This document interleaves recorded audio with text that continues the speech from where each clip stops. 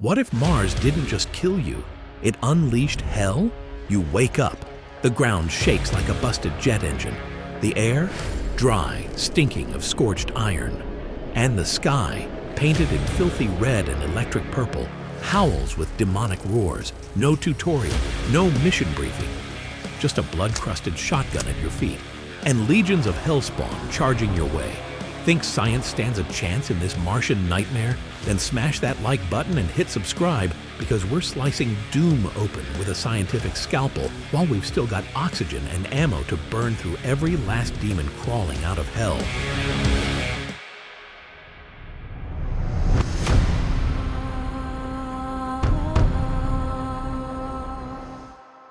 The Union Aerospace Corporation, aka the greediest company this side of the solar system, built research bases on Mars to tap into a new power source called Argent Energy. Sounds cool, right? Infinite energy. Save Earth. Make billions. Only problem? This miracle juice comes straight from hell, literally. At first, everything looked fine. Shareholders were happy, scientists were smug, and nobody cared that security cameras were glitching with shadowy figures. Code snippets were appearing in Latin, and there were voices in the vents. But CEO Samuel Hayden, who's just a brain in a robotic tank at this point, pushed forward. More drilling, more energy, more risk. Then came Event 173.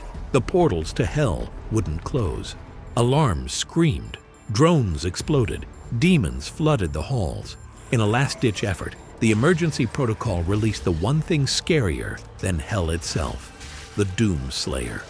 A legendary warrior locked in stasis, now wide awake, armed with a shotgun, and absolutely done with everyone's BS. What follows is a descent into carnage.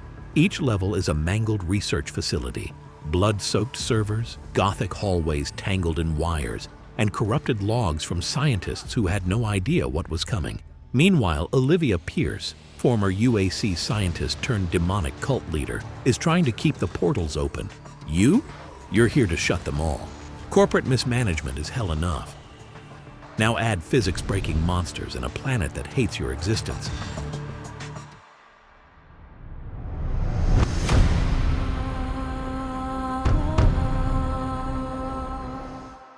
Mars doesn't just want you dead, it wants to erase you like you were never here. Step outside without protection, and the atmosphere hits you like a vacuum. With only 0.6 kilopascals of pressure, that's less than 1% of what we have on Earth. Your lungs decompress instantly. Air hisses out of your chest, your eyes bulge, and within 15 seconds, you're unconscious. That's if the lack of oxygen doesn't kill you first. And then there's the cold. At night, temperatures on Mars plummet to minus 193 degrees Fahrenheit, cold enough to freeze carbon dioxide into dry ice. In the daytime, around the equator, it can spike up to 70 degrees Fahrenheit, which sounds nice, until you realize the extreme temperature swing causes violent thermal shock, metal fractures, skin cracks, electronics glitch. And we're still not done. Mars has no magnetic field to block space radiation. Every second, cosmic rays and solar particles rip through the thin atmosphere, turning your DNA into confetti. You'd soak up a full year's worth of Earth-based radiation in just 40 days. And that's if you're inside a shelter. Meanwhile, that iconic red Martian soil? It's laced with perchlorates, toxic salts that wreak havoc on your thyroid, poison your lungs, and corrode electronics. So even the ground is trying to kill your gear and your endocrine system. So how does the Union Aerospace Corporation survive here? They build massive pressurized domes, giant life bubbles meant to keep the chaos out. On paper, they're plausible.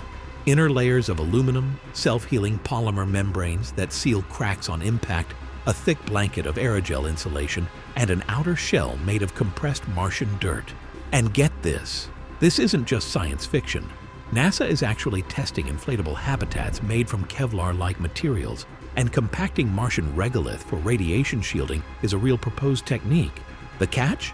Scaling this up to city-sized structures that can survive meteor showers and radiation storms would take decades, and enough money to give a billionaire heartburn. Power comes from compact nuclear reactors, the kilopower units. These are real too, about the size of a fridge. and designed to power small Mars outposts with up to 10 kilowatts of energy. Not flashy, but enough to keep lights on and air pumping. The UAC might be evil, but their energy plan? Actually kind of solid. To breathe, they grow algae in underground farms. It's not glamorous, and it probably smells like gym socks in a fish tank, but it works. Closed-loop oxygen systems using algae or cyanobacteria are already being tested in labs and satellites. But outside the dome? That's where the real tech gets wild. The Doomslayer wears the Praetor Suit, not just armor, but a walking life support system. It's made of carbon titanium alloy, with servo motors boosting strength and speed. The joints are built with nitinol, a memory metal that stays flexible in sub-zero temps. For shock absorption, the suit uses magnetorheological dampers, a real-world tech that instantly stiffens under magnetic fields. And coursing through the whole thing is a silver nanoparticle coolant system designed to pull heat away from the body during high-intensity combat. Believe it or not, none of this is pure fantasy. Exoskeletons exist. Companies like Sarcos and Lockheed Martin have real prototypes that help workers lift heavy loads, but they're slow, clunky, battery-hungry. The kind of high-speed demon-slaying agility the Doomslayer shows? We're still dreaming. The dampers, also real, used in luxury car suspensions and advanced prosthetics, but reacting fast enough to absorb 150,000 newtons of force from a 50-foot fall? Not even close. And that futuristic coolant system? Nanoparticle-enhanced fluids are being studied, sure, but they're unstable, expensive, and definitely not something you want leaking inside a suit that's also an armored nuke tank. Then there's the visor, graphene HUD, with predictive threat targeting. Graphene is the wonder material of the future. Light, transparent, ultra-strong, and highly conductive. We'll probably see graphene displays in phones and smart glasses soon. But an AI that predicts demon attacks before you blink? That's still firmly in the Tony Stark level funding required category. So yes, Mars will kill you in less than a minute. And yes, the UAC's tech is absurd. But here's the thing, parts of it? They're actually grounded in today's science. We've taken baby steps. We've started the journey. It's just, none of it is ready to handle hell breaking loose on a frozen radioactive wasteland.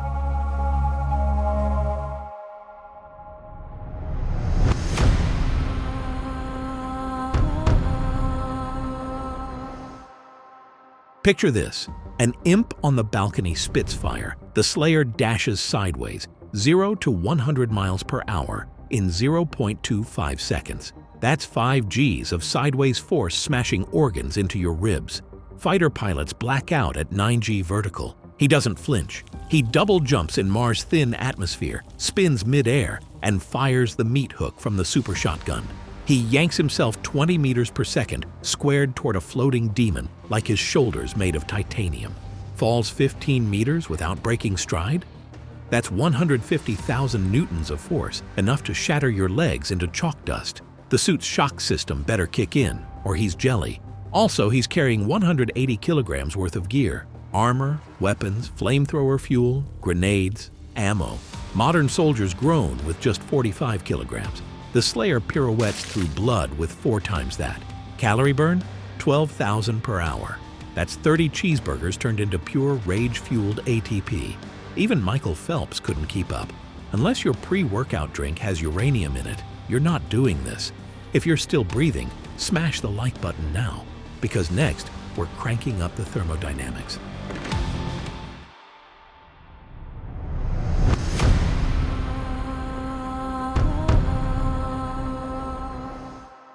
Let's talk Doom weaponry, starting with the basics, the 12-gauge shotgun. In real life, each shot kicks back with about 15 newton-seconds of force. In-game, the Slayer fires like it's a Nerf gun. Then we get to the plasma rifle. It shoots million-degree plasma, something we can only barely control inside building-sized tokamak reactors. Here, it fits in your arms, doesn't even scorch the gloves. Gauss cannon? It's a handheld railgun. Real-life railguns need massive capacitor banks and break themselves after a few shots. This one? Still pristine after roasting demon armies. And then there's the BFG 9000. Each green blast packs energy on par with a tactical nuke.